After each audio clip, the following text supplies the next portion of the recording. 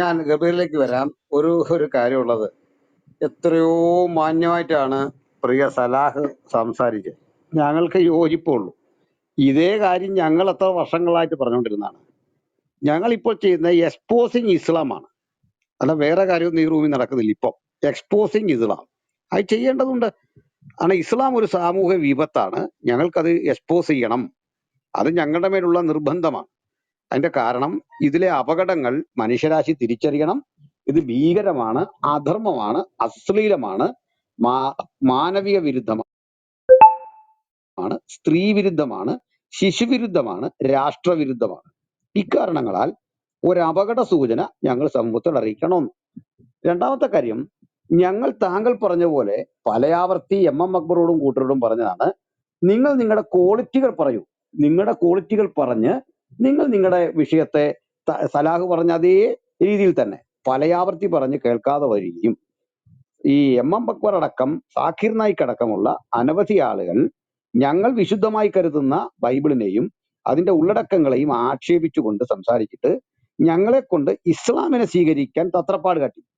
എന്നിട്ട് യേശു പ്രവചിച്ച പ്രവാചകൻ മുഹമ്മദാണ് എന്ന രൂപേണ ഞങ്ങളെ അങ്ങോട്ട് ആഹ്വാനം ചെയ്തപ്പോൾ ഞങ്ങളത് പഠിക്കുകയും പഠിച്ചു കഴിഞ്ഞപ്പോൾ മുഹമ്മദ് പ്രവാചകൻ പോയിട്ട് ഒരു ശരാശരി മനുഷ്യന്റെ നിലവാരം പോലും ഇല്ലാത്ത ഒരധമനാണ് എന്ന സത്യം തിരിച്ചറിഞ്ഞ് ആ വഴിയിലൂടെ ഇനി മനുഷ്യർ പോകുന്നതിലുള്ള അപകടത്തെ ഓരോന്നോരോന്നായി പറയുകയാണ്. പിന്നെ മതവിശ്വാസിക്ക് രണ്ടു തരം ശബ്ദം വരാവും. രണ്ടു തരമല്ല, എത്ര തരം ശബ്ദവും വരാം. അത് വിഷയത്തെ ആസ്പദമാക്കിയാണ് നമ്മുടെ സംഭാഷണത്തിന്റെ ഗൗരവം, അതിന്റെ സീരിയസ്നെസ്സും അതിന്റെ ലാളിത്യവും ഒക്കെ നിലകൊള്ളുന്നു. ഞങ്ങളിവിടെ പറയുന്ന പല കാര്യങ്ങളിൽ താങ്കളെപ്പോലെ ഒരാൾക്ക് അതിനകത്ത് വിദ്വേഷം പോലെ തോന്നുന്ന ചില പരാമർശങ്ങൾ ഉണ്ടോ എന്ന് വെച്ചാൽ ഉണ്ട്. എന്താന്ന് വെച്ചാൽ ഇത് ഞങ്ങൾ റെഫറൻസ് വെച്ച് മാത്രമേ സംസാരിക്കുന്നുള്ളൂ. അപ്പോൾ ഞങ്ങൾ എങ്ങനെ ഉത്തരവാദിയാവും? ഇപ്പോൾ വന്ദന എന്ന പേരായ ഒരു കുട്ടി കൊല്ലപ്പെട്ടിരിക്കുന്നു. ആ കുട്ടിയെ കൊന്നത് ഒരു അധ്യാപകനാണ്. അധ്യാപകൻ ലഹരിക്ക് അടിമപ്പെട്ട് കൊല്ലുകയാണ്. അപ്പൊ ഇയാളുടെ കേസ് വാദിക്കാൻ ഇന്ന് ആളൂർ എന്ന് പറഞ്ഞ ഒരു സ്ഥിരം ഇത്തരം ചീഞ്ഞ കേസുകൾ വാദിക്കുന്ന ഒരു അഡ്വക്കേറ്റ് പോയിട്ടുണ്ട്. അപ്പൊ ഈ കാര്യം പറയുമ്പോൾ നമുക്കിതെങ്ങനെ സന്തോഷത്തിന്റെ ഒരു ഭാഷയെ പറയാൻ പറ്റുമോ? ഈ ഒരു കാര്യം നമ്മൾ ചർച്ചക്കെടുക്കുമ്പോൾ ഇവിടെ പ്രശംസിച്ച് പറയാൻ പറ്റുമോ? അല്ലെങ്കിൽ ആളൂരിനെ പോലെ ഒരാൾക്ക് മുറിവേൽക്കാതെ, അല്ലെങ്കിൽ ഈ ഇത്തരം തിന്മ ചെയ്ത ആ അധ്യാപകനെ കുറെ കൂടെ ഒന്ന് സംരക്ഷിച്ച് പറയണം എന്ന് പറഞ്ഞാൽ പ്രയാസമാണ്. കാരണം ആ വിഷയത്തിന് അങ്ങനെ സംഭാഷണം നടത്തത്തക്ക ഒരു സ്വഭാവമല്ല ഉള്ളത്.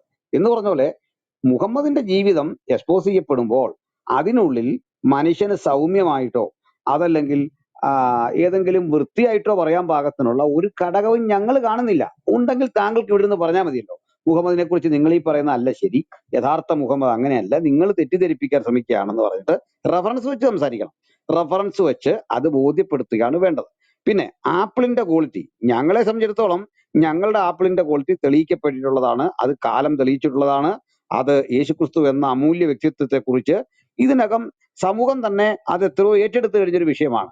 അത് ഞങ്ങൾ ഞങ്ങളുടെ ചർച്ചകളിൽ ആവർത്തിക്കും, ഈ വിഷയങ്ങളിലും ആവർത്തിക്കും. പക്ഷെ ഇപ്പോൾ ഞങ്ങൾ ചെയ്തുകൊണ്ടിരിക്കുന്നത്, ഈ ടൈറ്റിലിന്റെ അടിസ്ഥാനത്തിൽ ചെയ്തുകൊണ്ടിരിക്കുന്നത് എക്സ്പോസിങ് ഇസ്ലാം, ഇസ്ലാം എന്ന അപകടത്തെ, അത് ഉയർത്തുന്ന ഭീകരവാദത്തെ, അത് ഉയർത്തുന്ന അധാർമികതയെ, അത് ഉയർത്തുന്ന സ്ത്രീ പീഡനങ്ങളെ, സ്ത്രീകൾ നേരിടുന്ന വിപത്തിനെ. ഇന്ന് ലോകം നേരിടുന്ന ഏറ്റവും വലിയ ആപത്ത് ന്യൂക്ലിയർ ബോംബുകളുടേതല്ല, മറ്റ് ഏതെങ്കിലും അണ്വായുധ ഭീഷണികളല്ല, അത് ഇസ്ലാം തന്നെയാണ്. എല്ലാ നിലയിലും ഇസ്ലാമാണ് ലോകത്തിന് ഭീഷണി. അത് ഞങ്ങൾക്ക് സമൂഹത്തിൽ എക്സ്പോസ് ചെയ്ത് വരാനിരിക്കുന്ന അപകടത്തിൽ നിന്ന് കുറെ പേരെങ്കിലും രക്ഷപ്പെട്ടു പോകട്ടെ എന്ന് കരുതി ഞങ്ങൾ ചെയ്യുന്ന ഒരു മനുഷ്യാവകാശ പ്രവർത്തനമാണ്. ആ അർത്ഥത്തിലാണ് താങ്കൾ ഇത് എടുക്കേണ്ടത്. അയാളെ പരാമർശിക്കണമെന്നൊന്നും ഇല്ലല്ലോ. മരിച്ചുപോയതിനെ പറ്റി ഏറ്റവും അധികം ചർച്ച വരുന്നത്. എനിക്കതിന് അസഹിഷ്ണുതയില്ല. അതായത് നമ്മളെ സംബന്ധിച്ചിടത്തോളം ഇതിപ്പോ പറയാനുള്ള ഒരു കാരണം, ഞാൻ ഇസ്ലാമിനെ പറ്റിയോ മുഹമ്മദിനെ പറ്റിയോ ഏതെങ്കിലും തരത്തിൽ വിമർശനം തുടങ്ങിയിട്ട് അധികം നാളായിട്ടില്ല. എന്നെ കുറിച്ച് പറഞ്ഞാല് എന്നെക്കാൾ എത്രയോ സീനിയറായി ചാക്കോ പാസ്റ്ററും മറ്റു ആൾക്കാരും ഒക്കെ. ഞാൻ അന്നും ഇവരിപ്പോലെ എതിർത്തിട്ടുള്ള ഒരാളാണ്. താങ്കൾ പറയുന്ന ഒരു ഭാഷയിൽ നമ്മൾ ഇവരെ വിട്ടേക്ക് ആവശ്യമില്ല എന്നൊക്കെ പറഞ്ഞ ഒരാളാണ്. പിന്നെ അപകടങ്ങൾ തിരിച്ചറിഞ്ഞ് ഞാൻ ഇസ്ലാമിനെ സീരിയസ് ആയി പഠിച്ചപ്പോഴാണ് എനിക്കിതിലെ പൊള്ളത്തരങ്ങളും അതിനകത്തെ മനുഷ്യവിരുദ്ധതയും ഒക്കെ മനസ്സിലായി കഴിഞ്ഞപ്പോൾ അതില് ഏതെങ്കിലും ഒരു മനുഷ്യനിൽ എന്തെങ്കിലുമൊക്കെ ഒരു യോഗ്യത, ഇപ്പൊ താങ്കൾ തന്നെ എത്രയോ മാന്യമായി സംസാരിക്കുന്നു, താങ്കളുടെ ക്വാളിറ്റി പോലും മുഹമ്മദിലില്ല. അതാണ് അതിലെ വിഷയം. ഞങ്ങൾക്ക് ഇതാണ് പ്രശ്നം. അപ്പൊ മുഹമ്മദ് എന്ന ഒരു മനുഷ്യനെ, ഒരു ക്വാളിറ്റി ഇല്ലാത്ത ഒരാളെ മാനവരിൽ മഹോന്നതനാക്കി വെച്ചിരിക്കുന്നു. ഈ വൈരുദ്ധ്യം ഞങ്ങൾക്ക് തെളിയിക്കേണ്ടതുണ്ട്, ചൂണ്ടിക്കാണിക്കേണ്ടതുണ്ട്. ഇനി ഞാൻ താങ്കൾ വിശ്വസിക്കുന്ന പോലെ ഒരു പണ്ഡിതനോ അല്ലെങ്കിൽ ഒരു സാധാരണ മനുഷ്യൻ മാത്രമാണ്. അപ്പൊ എന്നെ സംബന്ധിച്ചിടത്തോളം ഞാൻ വസ്തുതകളെ കാണുന്നതും ഒരു സാധാരണക്കാരന്റെ കാഴ്ചപ്പാടില്ല. പിന്നെ ആധ്യാത്മികതയെ സംബന്ധിച്ചിടത്തോളം നമ്മൾ ഒരു വിമർശനം നടത്തുമ്പോൾ പോകുന്നതാണ് ആധ്യാത്മികത എങ്കിൽ അത് പൊക്കോട്ടെ, കുഴപ്പമില്ല. തുമ്മിയാൽ തെറിക്കുന്ന മൂക്ക് നമുക്ക് ആവശ്യമില്ല. മുഹമ്മദ് എന്ന് പറയുന്ന ആള് വ്യാജനാണ് എന്ന് പറയാൻ, അദ്ദേഹത്തിന്റെ ജീവിത ശൈലികൾ അധർമ്മമാണ് എന്ന് പറയാൻ, അദ്ദേഹത്തിൽ നിന്നൊരു മാതൃക ഇല്ല എന്ന് പറയുമ്പോൾ പോകുന്നതാണ് എന്റെ ക്വാളിറ്റി എങ്കിൽ അത് പോക്കോട്ടെ, ഒരു കുഴപ്പവും എനിക്കില്ല. അത് മറച്ചു വെക്കുന്നതാണ് കാപട്യം എന്നാണ് ഞങ്ങൾ വിശ്വസിക്കുന്നത്. യേശുക്രിസ്തു അത് തന്നെയാണ്. യേശുക്രിസ്തു എത്രയോ തവണ ഇത്തരം കപട ഭക്തന്മാരെ വിമർശിച്ചിട്ടുണ്ട്. 38 തവണയാണ് മത്തായിയുടെ സുവിശേഷത്തിൽ മാത്രം കപട ഭക്തന്മാരായ പരീശന്മാരെ യാത്രിമാരെ എന്ന് വിളിക്കുന്നത്. അപ്പൊ ഞങ്ങൾക്ക് ഇത്തരം കാപട്യങ്ങളെ കണ്ടിട്ട് സമരസപ്പെടേണ്ട കാര്യമില്ല. ഒരൈക്യതയുടെ കാര്യത്തിൽ ആവശ്യമില്ല. ഒരു വിട്ടുവീഴ്ചയും മുഹമ്മദോ അദ്ദേഹത്തിന്റെ കിതാബോ അദ്ദേഹം പഠിപ്പിച്ച ഗോത്രദേവനായ അള്ളാഹു അർഹിക്കുന്നില്ല. കാരണം ഇത് മുഴുവൻ വയലൻസ് ആണ്, അത് സെക്സ് ആണ്, അത് ബിസിനസ് ആണ്, അത് തീവ്രവാദമാണ്. ഇത് പറയാതിരിക്കാൻ ഞങ്ങൾക്ക് യാതൊരു രക്ഷയില്ല. ഒരു കാരണവശാലും അതിൽ വിട്ടുവീഴ്ച പ്രതീക്ഷിക്കേണ്ട. കാരണം എന്താണെന്ന് വെച്ചാൽ ഇനിയുള്ളൊരു തലമുറയെങ്കിലും ശരിയായ ഏതെങ്കിലും ശരിയുടെ, അവന് തോന്നുന്ന ശരിയുടെ വഴി തിരഞ്ഞെടുത്തു കൊള്ളട്ടെ. അതാണ് ഞങ്ങളല്ലാതെ ഇവരെല്ലാം ക്രിസ്തുമാർഗത്തിലേക്ക് സ്വാഗതം ചെയ്യലല്ല ഞങ്ങളുടെ ലക്ഷ്യം. അത് അവന്റെ സ്വതന്ത്രമായ ബോധത്തിന് വിടുകയാണ്. മറിച്ച് ഏതെങ്കിലും തരത്തിൽ ഇത്തരം അപകടക്കണിയിൽ നിന്ന് അയാൾ രക്ഷപ്പെടേണ്ടത് ഈ സമൂഹത്തിന്റെ കൂടി ആവശ്യമാണ്. കാരണം ഒരു വ്യക്തി ഇസ്ലാമിനെ വിട്ടാൽ അവൻ ഭീകരതയെ വിടുന്നു, അധർമ്മത്തെ വിടുന്നു, അവൻ അതിരുവിട്ട രതിബോധങ്ങളെ വിടുന്നു, അവൻ ശരിയുടെ പന്താവിലൂടെ നടക്കുന്നു എന്ന് തന്നെയാണ് ഞങ്ങൾ കണ്ടെത്തുന്നതും ഞങ്ങൾ മനസ്സിലാക്കുന്നതും. അപ്പോ പിന്നെ യഥാർത്ഥ വിശ്വാസിയെ കണ്ടെത്തുക എന്നുള്ളത് ഇപ്പൊ അനിൽ കൊടുത്തോട്ടത്തിന് പോലും സംശയമാണ് താൻ വിശ്വാസിയാണോ എന്നുള്ളത്. അതിലൊരു ആത്മാർത്ഥതക്കുറവ്, ഒരു എന്തോ ഒരു കുറവ് അതിൽ കാണുന്നു. താങ്കൾ എന്തിനാണ് ഒരു എന്നിൽ നോക്കൂ, എന്നിൽ നിങ്ങൾക്ക് വിശ്വാസിയെ കാണാമെന്ന് പറയുന്ന ഒരു അവസ്ഥ പോലും താങ്കൾക്ക് പോലും ആ ഒരു ഇത് കാണും.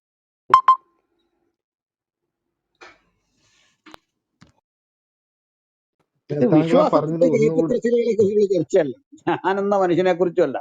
ഞാന് ഒരു മനുഷ്യന് പറ്റുന്ന പരമാവധിയിൽ ജീവിച്ചു പോകുന്ന ഒരാളാണ്. മനുഷ്യന് പറ്റുന്ന പരമാവധിയിൽ, എന്റെ പരമാവധിയിൽ ജീവിച്ചു പോകുന്ന എളിയ ദൈവകൃപ കൊണ്ട് ജീവിച്ചു പോകുന്ന ഒരു മനുഷ്യനാണ്. അതിൽ പരമില്ല. ഞാൻ സാധാരണ മനുഷ്യനാണ്. ഞങ്ങൾ ആരും അത് ഞാൻ തന്നെയല്ല, ഞങ്ങളുടെ ബൈബിളിന്റെ എഴുത്തുകാരായ ആൾക്കാർ പോലും സാധാരണ മനുഷ്യരാണ്. അവരാരും ഈ മാനവരിൽ മഹോന്നതൻ ക്ലെയിം ചെയ്തിട്ടില്ല. ഞാനാണ് ഏറ്റവും വലിയ പുള്ളി, എന്നെ സ്നേഹിച്ചോണം, എനിക്ക് ശേഷം ഒരുത്തനും ഇല്ല. അത്തരം കീഴ്വാണങ്ങൾ മുഴക്കുന്ന ആൾക്കാർ ഞങ്ങളുടെ കൂടെ ഇല്ല. മനസ്സിലായിട്ടില്ലേ? പൗലോസിനില്ല, പത്രോസിനില്ല, യോഹന്നാനില്ല, അന്ത്രോസിനില്ല, യാക്കോബിനില്ല. അങ്ങനെ സ്വയ പൊങ്ങച്ചക്കാരും ഞങ്ങളുടെ ആൾക്കാരുടെ കൂടെ ഇല്ല. മനസ്സിലായില്ലേ? അപ്പൊ ഞങ്ങൾക്കും ആ ബോധത്തിനപ്പുറത്തേക്ക് പോകാൻ പറ്റില്ല. ഞങ്ങൾ സാധാരണ മനുഷ്യരാണ്. അതിൽ തന്നെ ഞങ്ങൾ ഉറച്ചു നിൽക്കുന്നു. ഒരു ഉദാഹരണം പറയാം. ബൈബിളിന്റെ എഴുത്തുകാർ പോലും അവരുടെ പേര് വരാതിരിക്കാൻ പരമാവധി ശ്രദ്ധിച്ചു.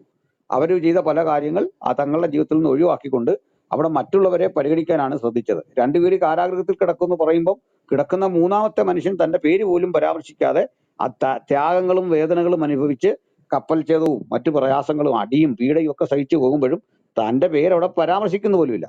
അങ്ങനെ മാറിപ്പോന്ന ഒരു സംസ്കാരവും രീതിയാണ് ഞങ്ങൾക്കുള്ളത്. അല്ലാതെ കുറെ പൊങ്ങച്ചമല്ല എഴുതി വെച്ചിട്ട് ദൈവം എനിക്ക് തന്നിരിക്കുകയാണ്, എന്നെ കഴിഞ്ഞൊരുത്തനില്ല, ഞാനോടുകൂടി തീർന്നു, ഞാൻ ഭയങ്കര സംഭവമാണ്, ഞാൻ മഹാനാണ്, ഞാനിങ്ങനെ പെണ്ണ് പിടിക്കും, അപ്പോഴൊക്കെ നിങ്ങൾ അത് കണ്ടേച്ച് അതുപോലെ ചെയ്യാനായിട്ട് ശ്രമിക്കരുത്, ഞാൻ കൊച്ചു പെണ്ണിനെ വലിയ പെണ്ണിനെ പ്രായമായ തള്ളയെ ഒക്കെ ഇങ്ങനെ ഒരുപോലെ അനുഭവിപ്പിച്ചു കൊണ്ടുപോകും, അത് എനിക്ക് പ്രത്യേകിച്ച് ദൈവം തന്ന കൃപാവരങ്ങളാണ്, പാവപ്പെട്ട നിങ്ങളല്ലാതെ കണ്ട് പഞ്ചവിച്ചൊക്കെ അടക്കി നിന്നോണം. ഇത്തരം പൊങ്ങച്ചൊന്നും ഇല്ല, ഞങ്ങൾ അനുഭവിക്കുന്ന ആരുടെയും കൂട്ടത്തിലില്ല.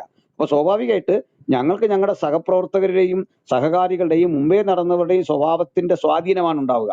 അപ്പൊ ആ വ്യത്യാസം നമ്മൾ തങ്ങളിലുണ്ട്. അത് വസ്തുതയല്ലേ? അപ്പൊ ഞങ്ങൾക്ക് അങ്ങനെ പൊങ്ങച്ചമില്ല, അങ്ങനെ എടുത്തു പറയേണ്ട കാര്യമില്ല. അപ്പൊ തന്നെ ലക്ഷണമില്ലാത്ത അല്ലെങ്കിൽ ഒരാൾക്ക് മാതൃകാപരമല്ലാത്ത ഒരു കാര്യമെന്ന് ആര് ചൂണ്ടിക്കാണിച്ചാലും അത് തിരുത്താൻ നമ്മൾ ശ്രമിക്കും. അതുകൊണ്ട് സാമൂഹ്യ നന്മകളോടും അനാവശ്യങ്ങളോടും പരമാവധി വേറിട്ട് നിൽക്കുന്ന ഒരു ജീവിതചര്യ നയിക്കാൻ ഞങ്ങളെല്ലാം പ്രതിജ്ഞാബദ്ധരാണ്. പക്ഷെ അത് ഇത്തരത്തിൽ സ്വയപ്രശംസയോ പൊങ്ങച്ചോ ഒന്നുമല്ല. ഈ കൂടെ ഒരു കാര്യം കൂടെ ചേർക്കാം. ഞാൻ അടുത്ത കാലത്ത് ഖുറാനിൽ കണ്ട രസാവഹമായ കാര്യമുണ്ട്. 7 ഇടത്താണ് സ്നേഹത്തെ കുറിച്ച് പറയുന്നത്. അപ്പൊ ഇവിടെ എവിടെയെങ്കിലും മനുഷ്യനെ സ്നേഹിക്കുന്ന കാര്യം ഉണ്ടോ എന്ന് അറിയാൻ വേണ്ടി പരാമർശിച്ചിട്ട് അവിടെങ്ങും മനുഷ്യനെ സ്നേഹിക്കുന്ന പരാമർശങ്ങളെ ഇല്ല. 7 ഇടത്ത് പലയിടത്തുണ്ട്. റഫറൻസ് വേണേൽ ഞാൻ തരാം, നോക്കി വെച്ചിട്ടുണ്ട്. അപ്പൊ ഇവിടെ നോക്കിയിട്ട് അള്ളാഹുവിനെ റസൂലിനെ സ്നേഹിച്ചോളാനാണ് പറയുന്നത്. തങ്ങളെ സ്നേഹിക്കാൻ പോലും ഇല്ല, പരസ്പരം ഒന്ന് സ്നേഹിക്കാൻ പോലും പറയുന്നില്ല. അപ്പം സഹജീവിയെ സ്നേഹിക്കാനോ കൂടെയുള്ളവനെ സ്നേഹിക്കാനോ ഒന്നും പറയാതെ അള്ളാഹുവിനെയും തന്റെ പ്രവാചകനെയും സ്നേഹിച്ചോണം, റസൂലിനെയും സ്നേഹിച്ചോണം. റസൂലിന് കൊണ്ട് ശരീരം ദാനം ചെയ്തോണം സ്ത്രീകൾ, റസൂലിന് കൊണ്ട് ഏറ്റവും നല്ല നന്മകൾ കൊടുത്തോണം. ചുരുക്കി പറഞ്ഞാൽ ഒരു വിദ്യാഭ്യാസം ഇല്ലാത്ത അല്ലെങ്കിൽ സാമൂഹ്യ ബോധം ഇല്ലാത്ത ഒരു കച്ചവടക്കാരൻ അല്ലെങ്കിൽ അത് കച്ചവടമൊക്കെ പാളി ഒരു ധനാഢ്യയെ ഭാര്യയായി സ്വീകരിച്ചപ്പോൾ അദ്ദേഹത്തിന് കിട്ടിയ സുഖലോലുപതയും സമ്പത്തിന്റെ ആധിക്യമൊക്കെ കൊണ്ട് മതിമറന്നിട്ട് പിന്നെ അദ്ദേഹത്തിന് വേണ്ടത് കുറെ ശരീര സുഖങ്ങളുടെ ആവശ്യകതയാണ്. അതിനുവേണ്ടി അദ്ദേഹം തയ്യാറാക്കിയ ഒരു കിതാബ്, അതിന്റെ കുറെ ആശയങ്ങൾ, അതിന്റെ വലിയ ചാകാനും പൊട്ടിത്തെറിക്കാനും പരസ്പരം കൊല്ലാനും ഒരു സമൂഹത്തെ ക്രൂരമായി മിലിറ്റന്റായി വാർത്തെടുത്തിരിക്കുന്നു. അതിനെതിരെയുള്ള ഞങ്ങളുടെ ബോധവൽക്കരണം മാത്രമാണ് ഇത്തരം റൂമുകൾ. അതിനകത്തിപ്പം എന്നെ വ്യക്തിപരമായിട്ട് കാണേണ്ടതിൽ കാര്യമൊന്നുമില്ല. നിങ്ങൾ കാണുന്ന പരിമിതികളൊക്കെ ഉള്ള ഒരു സാധാരണ മനുഷ്യനാണ്, ഞാനല്ല, ഞങ്ങൾ എല്ലാവരും എന്ന് പറയുന്നതിൽ നമുക്ക് യാതൊരു മടിയില്ല. Okay okay okay. അപ്പൊ താങ്കളെ ഇനി ശ്രവിക്കുന്നതിൽ വലിയൊരു കാര്യം തോന്നുന്നില്ല. കാര്യം ഞാൻ താങ്കളെ കുറിച്ച് വിചാരിച്ചിരുന്നത്, താങ്കളുടെ പ്രഭാഷണങ്ങൾ ഒക്കെ കേട്ടിരുന്ന അതിന്റെ ഒരു ധാരണയാണ് ഇപ്പൊ മാറിയിരിക്കുന്നത്. അപ്പൊ താങ്കൾക്ക് രണ്ടു തരത്തിൽ സംസാരിക്കാൻ അല്ല കഴിയും സാറേ, അങ്ങനെ എന്നുള്ളതാണ് അത് ഇപ്പൊ അത് പലരും പറഞ്ഞത്. തന്നെയാണ് അത് തന്നെയാണ് വേണ്ടത്. എന്നെ കുറിച്ച് അങ്ങേക്ക് ഉണ്ടായിരുന്ന ധാരണ വളരെ രണ്ടു തെറ്റാണ്. തരത്തില് രണ്ടു അതായത് തരത്തില് താങ്കൾക്ക് സംസാരിക്കാൻ കഴിയും എന്നുള്ളതാണ് താങ്കളോട് പറഞ്ഞത്. ഓക്കെ, അത് നമുക്ക് രണ്ടല്ല, അറിയാലോ, ഒത്തിരി തരത്തിൽ മനുഷ്യരാണല്ലോ രണ്ടല്ല ഓരോ താങ്കളും. ചിന്തകൾ. സാറേ ഒരു അതെ നിമിഷം, അതെ. ഓരോ വീക്ഷണങ്ങളും അതിന്റെ ആ വിഷയത്തെ ആസ്പദമാക്കിയാണ്. അതായത് നമുക്കിപ്പം ഈ ഒരുത്തൻ, നമുക്കിപ്പോ ഒരു ഉദാഹരണം പറയാം. മരുമകളെ വിവാഹം കഴിക്കുന്ന ഒരു അധമൻ, അദ്ദേഹത്തിന്റെ കാര്യം പറയുമ്പോൾ ഞാൻ സൗമ്യനായിട്ട് പറയാൻ പറ്റില്ല സാർ. അങ്ങനെ നവരസങ്ങൾ അഭിനയിച്ച് പറയാൻ നമുക്ക് കഴിയില്ല. ഒരുവൻ മരുമകളെ വിവാഹം കഴിക്കാൻ തത്രപ്പെടുന്നു. അവള് കുളി കഴിഞ്ഞ് കയറി വരുമ്പം നഗ്നയായിട്ട് കാണുന്നു.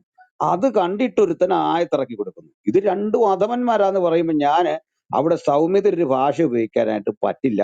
നിങ്ങൾക്ക് പറ്റുമോ? അതിനെ എങ്ങനെയാണ് പറയാൻ പറ്റുന്നത്? അപ്പൊ എനിക്കതിന് അല്ല, സാധിക്കുന്ന ഒരാള് ഒരാളല്ല. അല്ല കൊടിത്തോട്ടം സാർ, എന്റെ ഒരു കാഴ്ചപ്പാടില് ഒരാളില് ആ, ദൈവവിശ്വാസിയാകുമ്പോഴേ ഒരു സോഫ്റ്റ്വെയർ വർക്കാവും അവന്റെ ഉള്ളില്. അവന്റെ ഏത് മേഖല ആയിക്കോട്ടെ, ഏത് വിഷയമായിക്കോട്ടെ, അവന്റെ സംസാരത്തിൽ ആ ദൈവത്തിന്റെ ഒരു പ്രഭ ഉണ്ടാവും. ഓക്കെ, അയാൾ ഏത് വിഷയം എടുത്തോട്ടെ, താങ്കള് ഒന്നുകൂടെ നന്നാവേണ്ടതുണ്ട് കേട്ടോ. തീർച്ചയായിട്ടും യോഹന്നാൻ സ്നാപകൻ യോഹന്നാൻ സ്നാപകൻ വിളിച്ചു സർപ്പസന്തതികളെന്നാ. ദൈവത്താൽ അയക്കപ്പെട്ട യോഹന്നാൻ സ്നാപകൻ വന്നിട്ട് യഹൂദ ജനത്തെ കാപട്യം കാണിച്ചവരെ വിളിച്ചു പറഞ്ഞത് സർപ്പസന്തതികളെന്ന് ഉറക്കെ വിളിച്ചു പറഞ്ഞ്. അപ്പൊ താങ്കൾ ആ പറയുമ്പോ ഇസ്ലാം മതവിശ്വാസം അങ്ങനെ പറ. പ്രാക്ടീസിങ് ഓക്കെ, ഇസ്ലാമാണ്. ധൈര്യമായിട്ട് പറഞ്ഞല്ലോ, ഇനി പറഞ്ഞു തുടങ്ങിക്കോളൂ.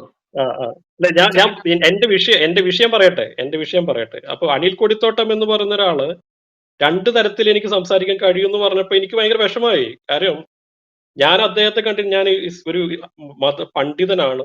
അദ്ദേഹത്തിന് എന്നേക്കാൾ കൂടുതൽ യേശുവിനെ അറിയാം. യേശു സ്നേഹമാണ്, സ്നേഹത്തിന്റെ ഭാഷയാണ് എവിടെയും വരിക. ഏത് വിഷയമായിക്കോട്ടെ, കത്തിക്കുത്തായിക്കോട്ടെ, ഏത് വിഷയമായിക്കോട്ടെ, എങ്കിൽ പോലും യേശുവിന്റെ ഒരു ബേസിക് ആയിട്ടുള്ള സോഫ്റ്റ്വെയർ ഉണ്ട്. അത് സ്നേഹമാണ്. സംസാരത്തിൽ അത് നിഴച്ചു നിൽക്കും. പക്ഷെ അത് മാറുന്നു പക്ഷെ എന്ന് പറയുമ്പോൾ ആ അതിലൊരു യേശു വിശ്വാസിയെ കാണാൻ യേശു കഴിയും. ചാട്ടവാർ എടുത്തായിരുന്നു തന്റെ ആലയത്തെ അശുദ്ധമാക്കാൻ തുടങ്ങിയവർക്കെതിരെ. അല്ല ബിജു യേശു ബ്രദറെ, ചാട്ടവാർ എടുത്തായിരുന്നു. ബിജു ബ്രദറെ, അത് മാത്രമല്ല, അല്ലെങ്കിൽ ബ്രദറെ, ഇതിന്റെ ഓപ്പോസിറ്റ് ആയിട്ടുള്ള ഒരു സോഫ്റ്റ്വെയർ 1400 വർഷമായിട്ട് ഇതിലേക്ക് കറങ്ങി നടക്കുന്നുണ്ട്. അത് തെറ്റാണല്ലോ. മനസ്സിലാകുന്നുണ്ടോ? അത് ഞാൻ ഒന്ന് പറഞ്ഞോട്ടെ. തെറ്റാണെന്ന് പറഞ്ഞു. അത് ഞാൻ പറയട്ടെ, തീവ്രവാദത്തിന്റെ തീവ്രവാദം അല്ല, ഞാൻ പറയാം, തീവ്രവാദത്തിന്റെ തീവ്രവാദം അല്ല ബ്രദറെ. ഒരു സെക്കൻഡ്, ഞാൻ സംസാരിച്ചേ ഇല്ലല്ലോ. 1924 എഡിഷൻ ഹഫ്സ് ഖുറാൻ 9:29. ഓക്കെ, ഈ 9:29 എന്ന് പറയുന്നത് യുദ്ധ സാഹചര്യമോ കൊള്ള സാഹചര്യമോ ഒന്നുമല്ല. ഡയറക്റ്റ് ഇൻവിറ്റേഷൻ ടു വയലൻസ് ആണ് അതിനകത്ത് കിടക്കുന്നതെന്ന് വായിക്കുന്ന ആർക്കും അത് മനസ്സിലായല്ലോ. ഇതിന്റെ വിക്ടിംസ് ആയിട്ടുള്ള ആളുകൾ 1400 വർഷമായിട്ട് ഇതെല്ലാം കാണുന്നും കേൾക്കുന്നും മനസ്സിലാക്കുന്നതും ഒക്കെയുണ്ട്. പക്ഷെ അറബി അറിയാത്തതുകൊണ്ടും ഇതിനകത്ത് എന്താണ് സാധനം എന്ന് അറിയാത്തതുകൊണ്ടും ഞങ്ങൾ ഇതിനെക്കുറിച്ച് എൻഗേജ് ചെയ്യാനോ ഒന്നും പോയിട്ടേ ഇല്ല. മനസ്സിലാവുന്നുണ്ടല്ലോ. പക്ഷെ കേരളം പോലത്തെ കൊച്ചു സംസ്ഥാനത്ത് 10-20 വർഷമായിട്ട് ഈ അറബി ദേവന്റെ ഈ ചീഞ്ഞ ആപ്പിൾ, കുറച്ചു മുമ്പ് ബ്രദർ വന്ന് പറഞ്ഞല്ലോ ചീഞ്ഞ ആപ്പിളിന്റെ എക്സാമ്പിൾ, ചീഞ്ഞ ആപ്പിള് മറ്റേ നല്ല ആപ്പിൾ പോലെയാണ് എന്ന് പറഞ്ഞുകൊണ്ടുള്ള ഈ കച്ചവടം തുടങ്ങിയിട്ട് കുറെ നാളായി. അതിന്റെ തിക്താനുഭവങ്ങൾ നമ്മൾ ഇന്നും കാണുന്നുണ്ടല്ലോ. അവിടെ ആട് മേയ്ക്കാൻ പോകുന്നു, ഇവിടെ ആട് മേയ്ക്കാൻ പോകുന്നു. അപ്പൊ ഇതിന്റെയൊക്കെ റൂട്ട് കോസ് എന്താണെന്ന് ഞങ്ങളുടെ സമൂഹത്തിലും ആൾക്കാർ മനസ്സിലാക്കി വരുന്നുണ്ട്. അപ്പൊ അതിനെ ബ്രദർ ഞങ്ങളുടെ സൈഡിൽ സോഫ്റ്റ്വെയർ അതാണ്, സോഫ്റ്റ്വെയർ ഇതാണെന്ന് പറയുമ്പം അതിന്റെ നേരെ ഓപ്പോസിറ്റ് ആയിട്ടുള്ള ഒരു സോഫ്റ്റ്വെയർ വളരെ പ്രോമിനന്റ് ആയിട്ട് തന്നെ നിൽപ്പുണ്ട് എന്ന കാര്യം ബോധപൂർവം ഒന്നെങ്കിൽ മറച്ചു വെക്കുന്നു, അല്ലെങ്കിൽ കണ്ടില്ല എന്നടിക്കുന്നു. ഓക്കെ, ഞാന് അപ്പൊ ഞാൻ പറഞ്ഞില്ലേ ബേസിക്കലി അതിന്റെ ജെസ്സി റിസീവിങ് ബ്രദറെ ഞാനൊരു കാര്യം എൻഡിലുള്ള പറയാം. ആളുകളാണ് ജെസ്സി ഞങ്ങൾ ബ്രദറെ എന്ന് ജെസ്സി മനസ്സിലാക്കുക ബ്രദറെ താങ്കൾ.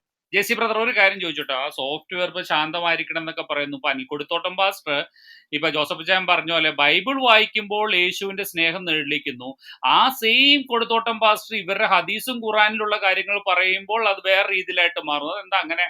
അത് എന്ത് സോഫ്റ്റ്വെയറിന്റെ കുഴപ്പമാണോ അതോ ആ വായിക്കുന്ന കിതാബിന്റെ കുഴപ്പമാണോ ജെസ്സി? പറയാം. ഞാന് ഒരു സീറ്റ് ബെൽറ്റ് ഇടാതെ വണ്ടിയിൽ യാത്ര ചെയ്തു, തെറ്റാണ്. എന്നെ പോലീസ് കൈ കാണിച്ചു നിർത്തി. ഞാനപ്പോഴേ ഒരു ബോധവൽക്കരണമൊക്കെ നടത്തി. ഇതിന്റെ ഞാൻ പറഞ്ഞു സോറിയൊക്കെ പറഞ്ഞു, ഫൈൻ അടിച്ചോളാൻ പറഞ്ഞു. ഫൈൻ അടിക്കാൻ നേരം പിന്നെ ഇവർ ഈ ക്ലാസ് എടുത്തുകൊണ്ടിരിക്കുകയാണ്. അപ്പൊ ഞാൻ പറഞ്ഞു എനിക്ക് ധൃതിയുണ്ട്, ചെയ്തത് തെറ്റാണ്, നിങ്ങൾ പൈസ എടുക്കാൻ പറഞ്ഞു. അല്ല ഇത് മൊത്തം അറിഞ്ഞിട്ട് പോകണമെന്ന് പറഞ്ഞ് പിന്നെ സംസാരിച്ചപ്പോൾ ഞാൻ ചോദിച്ചു, നിങ്ങൾ ഇൻകംപ്ലീറ്റഡ് യൂണിഫോം ആണല്ലോ, നിങ്ങൾക്ക് എന്ത് ഈ ഗ്യാപ്പ് ഇല്ലാത്ത എന്താ? അത് ഞങ്ങൾ മോളിൽ പറഞ്ഞോളാന്ന് പറഞ്ഞു. അപ്പൊ ഞാൻ പറഞ്ഞു ശരി, ഞാനിപ്പോ വീഡിയോ പിടിക്കാൻ പോവാണ്, നിങ്ങൾ ഈ പറഞ്ഞത് ആവർത്തിക്കണം. നിങ്ങളുടേത് ഇൻകംപ്ലീറ്റഡ് യൂണിഫോം ആണ്, അതുകൊണ്ട് നിങ്ങൾ ഇത് വെച്ചില്ലെങ്കിലും കുഴപ്പമില്ല എന്ന രൂപത്തിൽ സംസാരിക്കുകയാണ്. കുറെ സംഭാഷിച്ചു കഴിഞ്ഞപ്പോൾ ഇവർ പെട്ടെന്ന് ക്യാപ്പ് വെച്ചു. അപ്പൊ മൊത്തം പോലീസുകാരെ കൊണ്ട് ഞാൻ ക്യാപ്പ് വെപ്പിച്ചു. ഇത് കഴിഞ്ഞ് പണമെല്ലാം കൊടുത്തു കഴിഞ്ഞ് ഇവര് ചോദിച്ചു, പരിചയപ്പെട്ടു, പിന്നെ ഒരുത്തനങ്ങ് ലോഹ്യമായി. അപ്പൊ ലോഹ്യപ്പെട്ടപ്പോ ഞാൻ പറഞ്ഞു ഞാനൊരു ക്രിസ്തീയ പുരോഹിതനാണ്, കാര്യങ്ങളെല്ലാം പറഞ്ഞപ്പോ അദ്ദേഹത്തിന്റെ ടോണ് മാറി. അപ്പൊ ഒരു പുരോഹിതന്, ഒരു സുവിശേഷ പ്രഭാഷകന് യോജിച്ചതാണോ ഇപ്പോഴത്തെ ഈ രീതി? ഞാൻ പറഞ്ഞത് എനിക്ക് യോജിക്കാത്ത ഒരു കാര്യമുള്ളൂ, ഞാൻ സീറ്റ് ബെൽറ്റ് ഇട്ടില്ല, ചെയ്യേണ്ടിയിരുന്നു. നിങ്ങളെ ചോദ്യം ചെയ്ത് തെറ്റൊന്നുമല്ല, കാരണം എന്റെ നികുതി പണം കൊണ്ട് ഈ രാജ്യത്തെ സംരക്ഷിക്കാൻ വേണ്ടി ഇറങ്ങിയിട്ടുള്ള നിങ്ങൾ ഇല്ലീഗലായിട്ട് നിൽക്കുന്നു, അല്ലെങ്കിൽ നിങ്ങൾ ശരിക്കും നിയമവിരുദ്ധമായിട്ട് യൂണിഫോമിനോട് അനാദരവ് കാണിക്കുന്നു. ഇത് ഞാൻ ചോദ്യം ചെയ്ത് എന്താ തെറ്റാകുന്നത്? അത് ഞാൻ ചെയ്ത എന്റെ പൗരാവകാശമാണ്. രണ്ടും രണ്ടായിട്ടാണ് കാണേണ്ടത്. എന്റെ പൗരാവകാശങ്ങൾ നിഷേധിക്കപ്പെടുന്ന ഇടത്ത് അതെന്റെ ആത്മീയത വെച്ച് ഞാൻ അത് സഫർ ചെയ്ത് പോകണം എന്ന് പറയുന്നതിൽ അർത്ഥമില്ല. രണ്ടാമത്തെ കാര്യം, എനിക്ക് സഫർ ചെയ്യേണ്ട കാര്യം on behalf of cross and gospel. ഇതിന്റെ പേരിൽ എന്നെ ഈ സലാഹ് വല്ല മറ്റൊരാളോ പീഡിപ്പിക്കുകയോ ആക്ഷേപിക്കുകയോ ചെയ്താൽ ഞാൻ സഫർ ചെയ്യാൻ ബാധ്യസ്ഥരാണ്. എന്നാൽ എന്റെ ഭൂമിയുണ്ട്, എന്റെ സ്വത്തുണ്ട്, എന്റെ കുഞ്ഞുങ്ങളുണ്ട്, എന്റെ ഭാര്യയുണ്ട്. എന്റെ പ്രൈവസിക്കകത്തേക്കുള്ള അവരന്റെ നുഴഞ്ഞുകയറ്റത്തെ എനിക്ക് ശരിക്കും സെൽഫ് ഡിഫൻസിനുള്ള അവകാശം എനിക്കുണ്ട്. അത് പൗരൻ എന്നുള്ള നിലയിൽ എന്റെ അവകാശമാണ്. എന്നതുപോലെ ഞാന് കൈകാര്യം ചെയ്യുന്ന വിഷയത്തിൽ ഒരു സൗമ്യത കാട്ടേണ്ടതുണ്ട് എന്നാണ് അദ്ദേഹം പറഞ്ഞു വരുന്നത്. സൗമ്യത, യേശുവിന്റെ സ്നേഹം, ഇതൊക്കെ നിഴലിക്കേണ്ടതാണ്.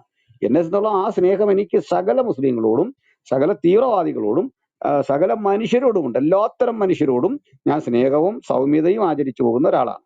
എന്നാൽ അവരോട് ഇപ്പൊ ഞാനിവിടെ ജീവിതത്തിൽ നിങ്ങളിവിടെ കേട്ടോ, ഞാൻ എടാകൂടാ വിളിക്കുന്നതോ ഒരാളോട് ചൂടാകുന്നതോ അനാവശ്യമായി സംസാരിക്കുന്നതോ പരമാവധി ഇറങ്ങിപ്പോകാൻ പറയത്തേ ഉള്ളൂ. അതിനപ്പുറത്തേക്ക് ഞാൻ എൻ്റെ വോയിസ് ഉയർത്താറില്ല. അതാണ് വ്യക്തിപരമായി പറഞ്ഞുകൊണ്ട് അത്രയും പറഞ്ഞു. ഇനി നമുക്ക് ഏതെങ്കിലും ഒരു കൃതി വായിക്കുക. ആ കൃതി വായിക്കുമ്പോൾ ആ കൃതിയിലെ ഉള്ളടക്കത്തോട് നമ്മുടെ ഉള്ളിലും ഒരു സ്നേഹവും ബഹുമാനവും ആദരവും ഒക്കെ വെളിപ്പെട്ട് വരും. നിങ്ങളൊരു നോവൽ തന്നെ വായിച്ചേ, ആ നോവലിസ്റ്റിന്റെ അദ്ദേഹം സൃഷ്ടിച്ച ചില കഥാപാത്രങ്ങളോട് നിങ്ങൾക്ക് ബഹുമാനവും ആദരവും ഒക്കെ തോന്നും. അതുപോലെ തന്നെ ചില കഥാപാത്രങ്ങളോട് വെറുപ്പ് തോന്നും. അതിന്റെ കാരണം നിങ്ങൾ ആസ്വദിക്കുന്നുള്ളതാണ്. ആ കൃതി ആസ്വദിക്കുന്നു. നിങ്ങൾക്ക് ആ നായകനെ ഇഷ്ടപ്പെടുന്നു, വില്ലനെ ഇഷ്ടപ്പെടുന്നില്ല, അതിനകത്ത് ഏഷണി പറയുന്നവനെ ഇഷ്ടപ്പെടുന്നില്ല. അപ്പൊ അവനെക്കുറിച്ച് നിങ്ങൾക്ക് തോന്നുന്നത് നിങ്ങൾ ആ കലയിലൂടെ, ആ കഥയിലൂടെ, ആ കവിതയിലൂടെ നിങ്ങൾ സഞ്ചരിക്കുന്നത് കൊണ്ടാണ്. നിങ്ങൾ അതിനെ അത്ര കണ്ട് ഉൾക്കൊള്ളത് കൊണ്ടാണ്, ഡീപ്പായിട്ട് ഗ്രഹിക്കുന്നത് കൊണ്ടാണ്. അപ്പോ ഇതേ രൂപത്തിൽ ഈ പറഞ്ഞ വിഷയത്തെ സമീപിക്കാം. മുഹമ്മദ് എന്നൊരു മനുഷ്യനെ നമ്മൾ വിശ്വസിക്കുന്നു, അല്ലെങ്കിൽ അദ്ദേഹത്തെ കുറിച്ച് പഠിക്കുന്നു. ഇദ്ദേഹം പറഞ്ഞത് പ്രാക്ടീസിങ് മുസ്ലിമാണ്. ഇദ്ദേഹത്തിന് എന്നെ കുറിച്ച് തോന്നിയ ഒരു തോന്നലും ഇതുവരെ മുഹമ്മദിനെ കുറിച്ച് തോന്നാതെ പോയത് എന്തുകൊണ്ടാണെന്ന് എനിക്ക് അത്ഭുതം തോന്നുന്നു. ഇനി ഇദ്ദേഹം പറയുന്ന തരത്തിലെ സൗമ്യതയും സ്നേഹമുള്ള കുറെ മുസ്ലിം ചിന്തകന്മാരെ നമുക്ക് ഈ ഖിലാഫത്ത് റാഷിദ കാലത്തിൽ നിന്ന് എടുത്ത് കാണിക്കാവോ? ഖിലാഫത്ത് റാഷിദ എന്ന് ഞാൻ ഉദ്ദേശിച്ചത് മറ്റുള്ള അമുസ്ലിം സഹോദരന്മാർക്ക് വേണ്ടി പറയാം. അതായത് മുഹമ്മദ് കഴിഞ്ഞിട്ട് അബൂബക്കർ, അബൂബക്കർ കഴിഞ്ഞിട്ട് ഉമർ കഴിഞ്ഞിട്ട് ഉസ്മാൻ കഴിഞ്ഞിട്ട് ഖലീഫ അലി, ഇതുവരെയുള്ള 4 ഖലീഫമാരുടെ കാലത്ത് ലക്ഷണമൊത്ത സൗമ്യനായ, ഇദ്ദേഹം പറയുന്ന വിധത്തിൽ സ്നേഹമുള്ള, ദൈവവചനമൊക്കെ പറഞ്ഞിട്ട് ഏറ്റവും നന്നായി പോകണമെന്ന് പഠിപ്പിക്കുന്ന ഒരുത്തനെ, മരുന്നിനെങ്കിലും ഒരുത്തനെ കാണിക്കാവോ? ഒരാളെ കാണിക്കാവോ ചരിത്രത്തില്? എത്ര ഭീകരതയാണ് നടമാറിയത്. ഖുറാൻ മനപ്പാടം പഠിച്ച ഒരുത്തൻ വന്നല്ലേ ഈ അലിയെ വെട്ടിക്കൊല്ലുന്നത്. അദ്ദേഹം ഈജിപ്തിലേക്ക് അയച്ച മിഷണറി ആയിരുന്നില്ലേ? പ്രവാചകന്റെ പൗത്രന്മാരെ കൊന്നൊടുക്കുന്ന ആരാ? മുസ്ലിങ്ങൾ തങ്ങളിലല്ലേ? സത്യത്തില് മുആവിയയുടെ മകൻ പോയിട്ടല്ലേ ഇവരെ വെട്ടിക്കൊല്ലുന്നത്. അപ്പൊ ഈ ചരിത്രത്തിൽ എങ്ങും നിങ്ങൾ പറയുന്ന സൗമ്യതയൊന്നും ഇല്ല സാർ. നിങ്ങൾ ഈ പറയുന്ന ഒരു ക്വാളിറ്റിയും നിങ്ങളുടെ ചരിത്രത്തിലേ ഒരുത്തനുമില്ല. പക്ഷെ നിങ്ങൾക്കുണ്ട്. നമ്മുടെ നാട്ടിലെ സാധുക്കളായ ഇഷ്ടം പോലെ മുസ്ലിങ്ങളിൽ ഞങ്ങൾ ഈ നന്മ കാണുന്നുണ്ട്. കാരണം അവർ മതം പഠിച്ചവരല്ല. മതം പഠിച്ചവനിൽ ഒരു നന്മയും കാണുന്നില്ല. മതം പഠിക്കാത്തവനിൽ നമുക്ക് ചില നന്മ കാണാൻ കഴിയുന്നത് ഇവർ ധരിച്ചു വെച്ചു ഇതൊക്കെ നന്മയാണ്, ഞാൻ നല്ല മനുഷ്യനായിരിക്കണം എന്നൊക്കെ പൊതുബോധം അവന് സൃഷ്ടിക്കപ്പെട്ടു.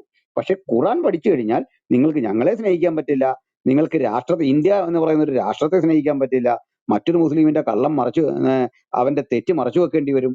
ചുരുക്കത്തിൽ ഇതിൽ നിന്ന് ഒരു നന്മ ഉൾക്കൊള്ളാൻ പറ്റില്ല. താങ്കൾ ഇത്രയും സൗമ്യതയോടെ സംസാരിച്ച താങ്കൾ ഇതിനകത്തൊന്നൊരു മാതൃകാ പുരുഷനെ കൊണ്ടുവാ.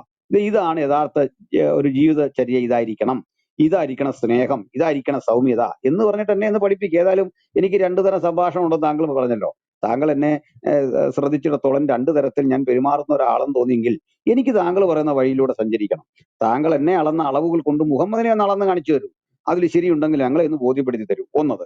ഇനി ഞാന് ഈ ഈ ഇത്തരം പ്രവൃത്തികൾ പറയുമ്പോൾ, ബൈബിൾ വായിക്കുമ്പോൾ, അതിലൊരു പരാമർശങ്ങൾ പറയുമ്പോൾ കാട്ടുന്ന അതേ സൗമ്യത കൊണ്ട് എനിക്ക് എങ്ങനെയാണ് സാർ, എന്നോട് ചോദ്യം ചോദിച്ച സുഹൃത്തിനോട് മറുപടി പറയട്ടെ, എനിക്ക് എങ്ങനെയാണ് ഹദീസിലെ ഒരു ഭാഗം വായിക്കുമ്പോൾ ഇതുപോലെ അതിനോട് പ്രതികരിക്കാൻ പറ്റുന്നത്? ഒരു ഉദാഹരണം, വഴിയെ പോകുന്ന ഒരു സ്ത്രീയെ കണ്ട് കാമാസക്തനായ മുഹമ്മദ് ഓടി വന്ന് ഹഫ്സയെ പ്രാപിക്കുന്നു. മറ്റൊരു സ്ത്രീയെ മനസ്സിൽ ധ്യാനിച്ചുകൊണ്ട് സ്വന്തം ഭാര്യയെ പ്രാപിക്കുന്ന ഒരുവനെ കുറിച്ച് ഞാൻ പറയേണ്ടി വരുമ്പോൾ ഞാൻ സൗമ്യതയോടെ പറയണോ? ഞാൻ സൗമ്യതയോടെ പറഞ്ഞിട്ടുള്ളൂ. എന്താണ് ഞാൻ നവരസങ്ങളിൽ ഏത് ഭാവമാണ് ഞാൻ പ്രകടിപ്പിക്കേണ്ടത് താങ്കൾ പറഞ്ഞാൽ മതി. വീരമാണോ, ബീവത്സമാണോ, ശൃംഗാരമാണോ? നവരസങ്ങളുണ്ടല്ലോ, ഈ നവരസത്തിൽ ഞാൻ എന്ത് രീതിയിലാണ് അഭിനയിക്കേണ്ടതെന്ന് താങ്കൾ പറഞ്ഞാൽ മതി. ഇനി ഇതല്ലാതെ എന്താണ് ഇതിലുള്ളത്? അല്ലെങ്കിൽ ഹൈബർ യുദ്ധം കഴിയുമ്പോഴത്തേക്ക് അവിടെയുള്ള മനുഷ്യരെ വെട്ടിക്കൂട്ടിയിട്ട് ഈ വിപരീത ദിശയിൽ നിന്ന് അംഗങ്ങൾ ഛേദിച്ച് കളഞ്ഞിട്ട് അവനെ ചുട്ടുപഴുത്ത മണലിന്റെ പുറത്ത് വെച്ചേക്കുന്ന രംഗം ഞാൻ എങ്ങനെയാണ് സാർ പറയേണ്ടത്? അത് മരിച്ചവന്റെ പക്ഷത്ത് നിന്ന് പറയണോ, കൊന്നവന്റെ പക്ഷത്ത് നിന്ന് പറയണോ? പ്രാണൻ നഷ്ടപ്പെട്ടു പോയ കിനാനയുടെ ഭാര്യയെ ദിഹ്യത്തിന്റെ പക്കൽ നിന്ന് തിരിച്ചു പിടിച്ച് സ്വന്തമാക്കുന്ന ഒരു മനുഷ്യനെ കുറിച്ച് പറയുമ്പോൾ വ്യത അനുഭവിക്കുന്ന ഒരു സ്ത്രീയുടെ പക്ഷത്ത് നിന്ന് പറയണോ, വീരപരിവേഷം കിട്ടുന്ന പുരുഷന്റെ പക്ഷത്ത് നിന്നുകൊണ്ട് ഞാൻ സംസാരിക്കണോ? എന്താണ് അങ്ങ് ഉദ്ദേശിക്കുന്നത്? അത് വ്യക്തമാക്കിത്താ. അപ്പൊ താങ്കൾ ഇവിടെ വന്നിട്ട് ഏറ്റവും ഒരു സൗമ്യനെ പോലെ സംസാരിക്കുന്നു. അത് നിങ്ങളുടെ വിശ്വാസത്തിന്റെ സഹജ ഗുണമാണെങ്കിൽ താങ്കളെ അങ്ങനെ ചിന്തിക്കാൻ പ്രേരിപ്പിച്ച വ്യക്തി ആരാണ്? ആരാണ് താങ്കളുടെ റോൾ മോഡൽ? എന്ത് മാതൃകയാണ് താങ്കൾ അവലംബിക്കുന്നത്? അത് ഞങ്ങൾ എന്ന് പറഞ്ഞ് മനസ്സിലാക്കുക. ചോദ്യത്തിന് ഉത്തരവായി എന്ന് ഞാൻ കരുതുന്നു.